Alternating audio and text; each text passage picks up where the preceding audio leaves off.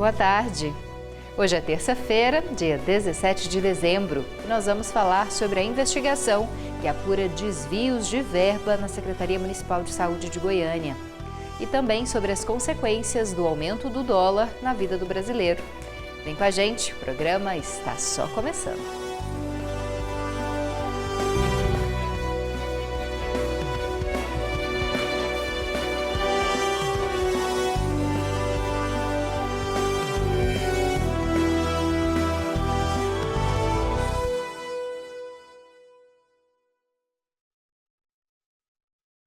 Seja bem-vindo e bem-vinda, você que nos assiste ao vivo na TV UFG ou nos acompanha em qualquer dia e horário no canal da TV no YouTube. Eu sou a Camila Maia e estou de volta no comando do Conexões. Me descrevo como uma mulher cis de pele clara, tenho olhos castanhos claros e cabelos castanhos escuros, lisos e longos. À minha esquerda está o professor Diego Barbosa. Ele faz a interpretação para Libras aqui no estúdio. E se descreve como um homem de pele clara, com cabelos e olhos castanhos e barba cheia. Nós dois estamos de pé. E atrás está o cenário do Conexões, em tons de azul claro, cinza e vermelho. Também há uma tela bem no centro, onde aparecem agora o nome e a logo do programa, e que daqui a pouco é nessa tela que serão inseridas o nosso entrevistado e a nossa matéria. Bom, mas para começar, a gente tem informações rápidas sobre meio ambiente. A área queimada no Brasil de janeiro a novembro desse ano quase dobrou em relação ao mesmo período do ano passado, segundo dados do Monitor do Fogo, elaborado pelo MAP Biomas. Segundo esse levantamento, foram queimados quase 30 milhões de hectares, um aumento de 90% em relação ao mesmo período de 2023. A diferença em relação ao ano passado é de 14 milhões de hectares a mais queimados. E essa área equivale ao estado inteiro do Amapá. Essa é a maior extensão de queimadas dos últimos 6 anos. Foi para quase 500 mil de crianças e adolescentes, estar na escola pode significar uma ameaça à vida.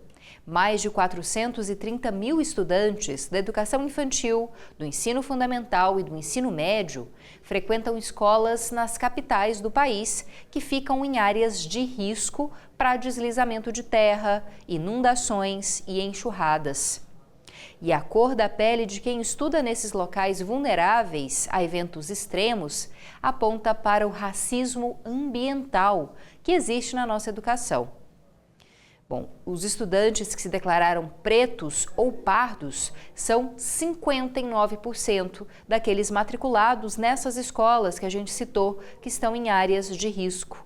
Os dados foram tabulados pela agência pública, a partir de uma pesquisa chamada O Acesso ao Verde e a Resiliência Climática nas Escolas das Capitais Brasileiras, que foi desenvolvida pelo Instituto Alana, pela Fiquem Sabendo e pelo MAP Biomas.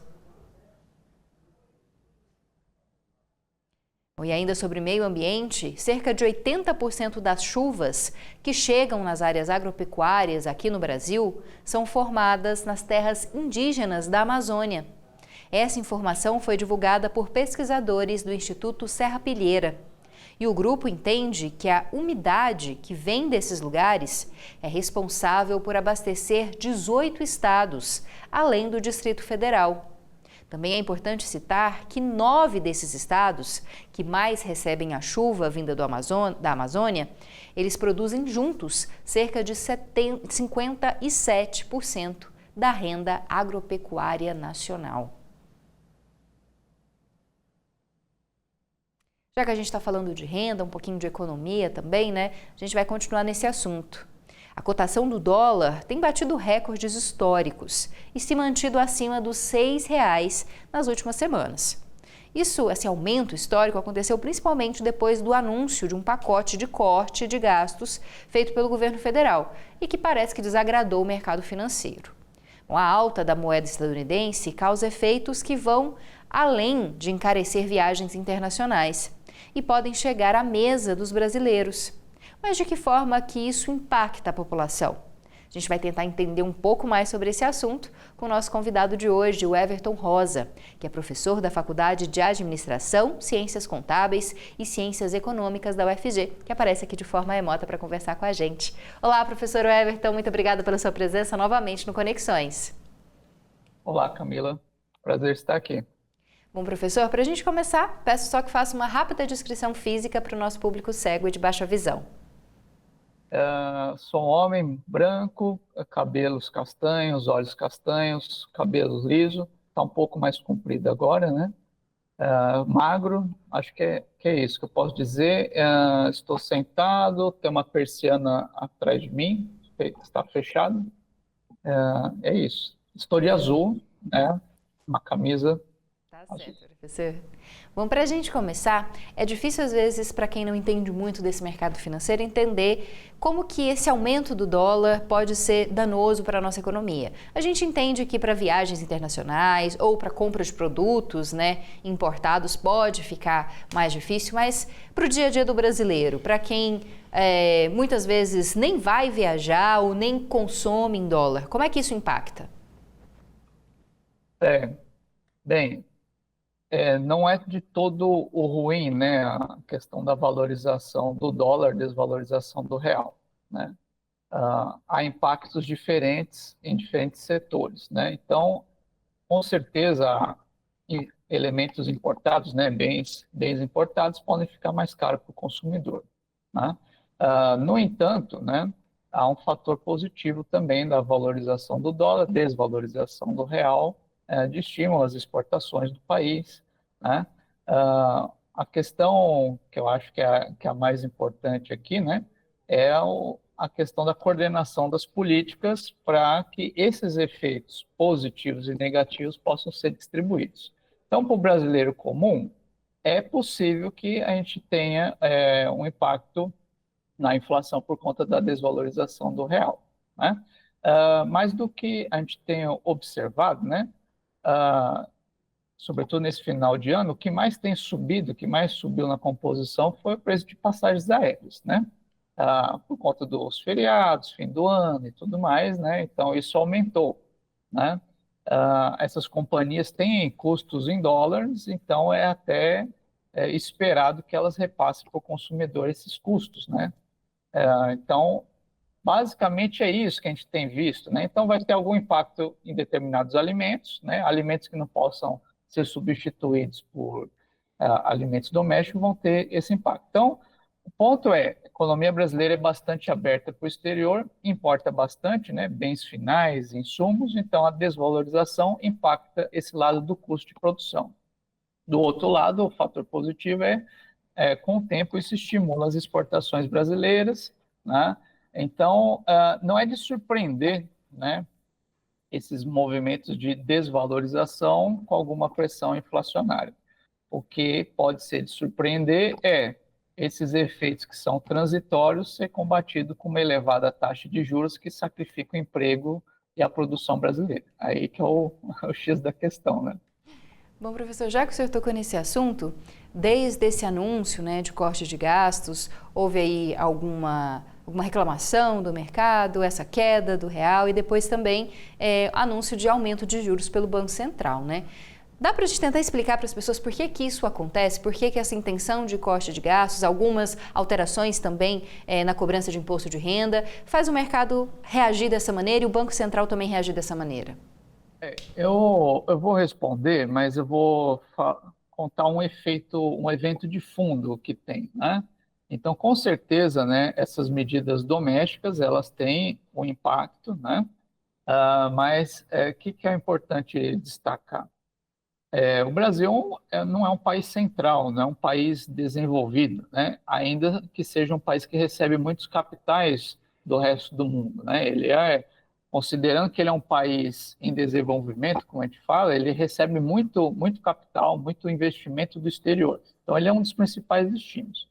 Então, quando há algum nervosismo internacional, por exemplo, a gente está na espera de ver o que o Federal Reserve vai decidir, né?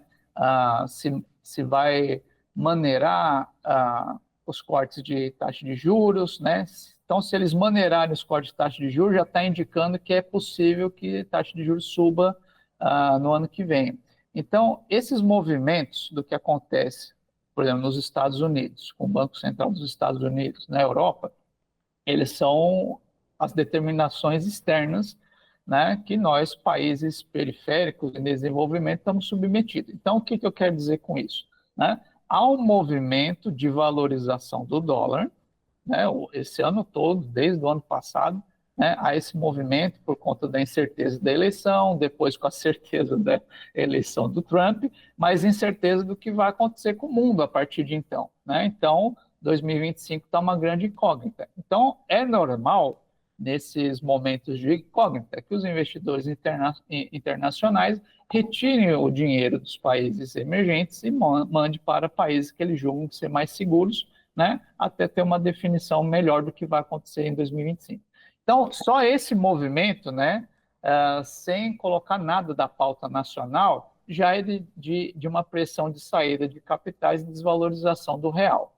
Então, por que eu chamo atenção para isso? Porque a Argentina, com todos os problemas econômicos que eles têm, estão no processo lá também de desvalorização.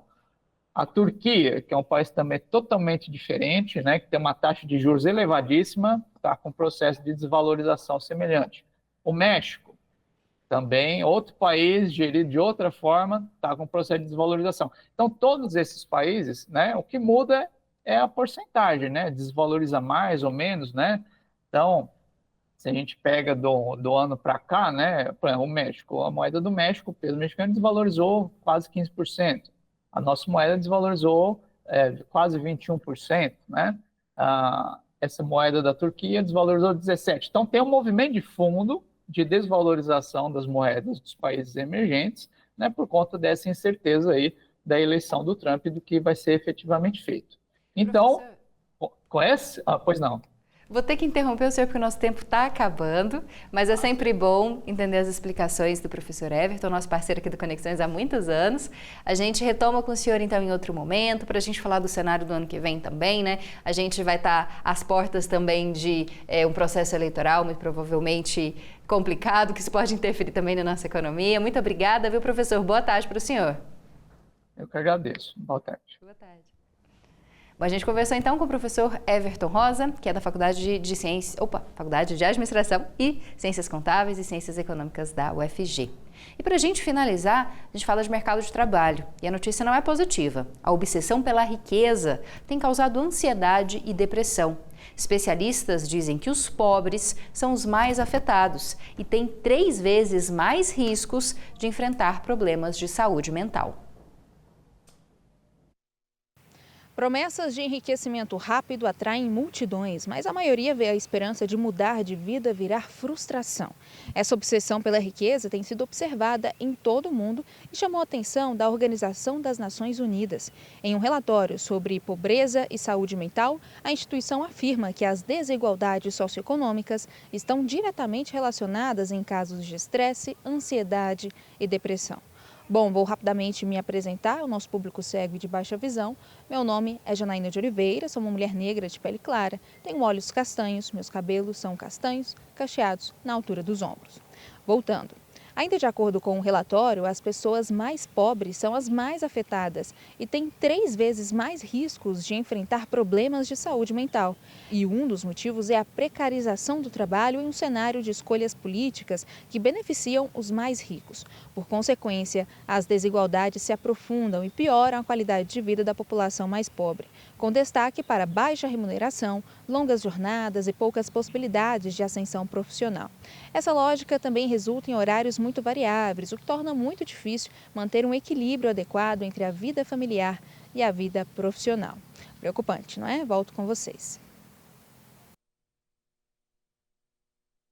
Agora a gente vai para um rápido intervalo e daqui a pouco volta para te contar informações sobre uma operação que tem investigado possíveis desvios de verba da Secretaria Municipal de Saúde aqui de Goiânia. Tem várias atualizações sobre o caso, viu? Não sai daí não, a gente volta rapidinho.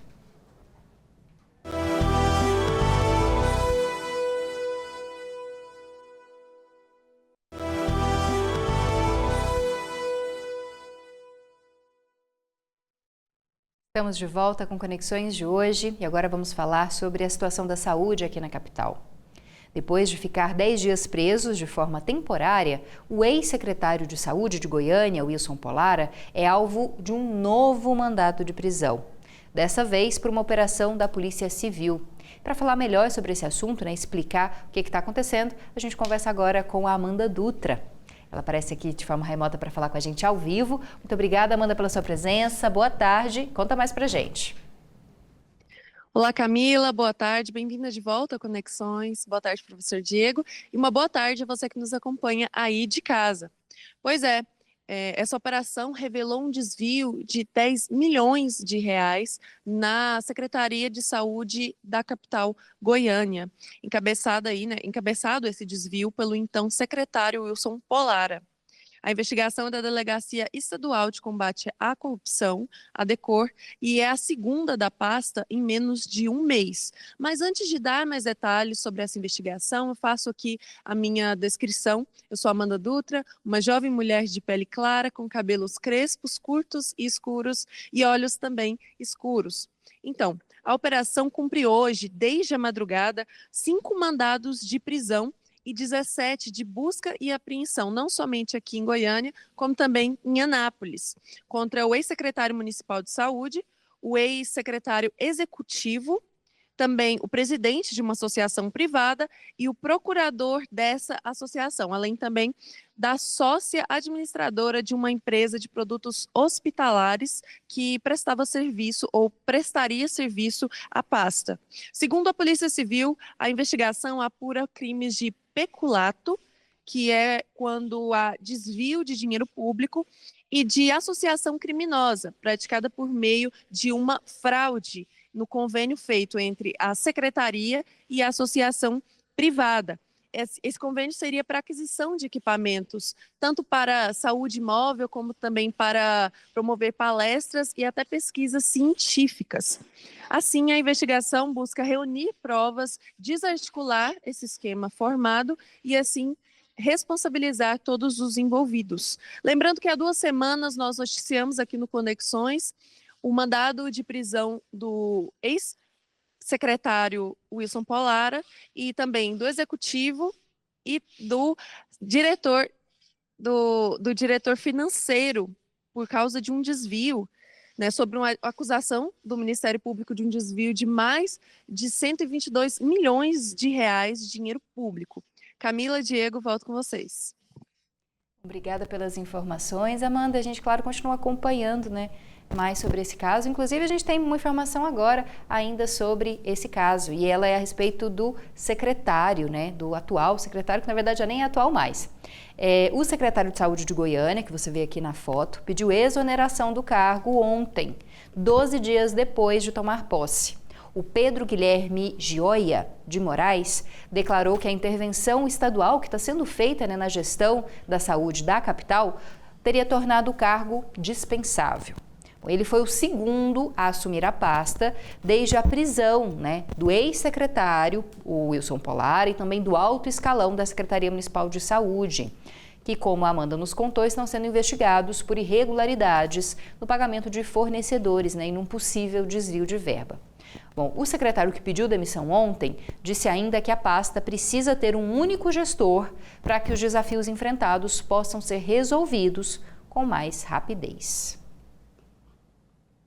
Bom, e essa crise na saúde tem afetado também o atendimento à população, já que há também dívidas da prefeitura com diferentes unidades de saúde.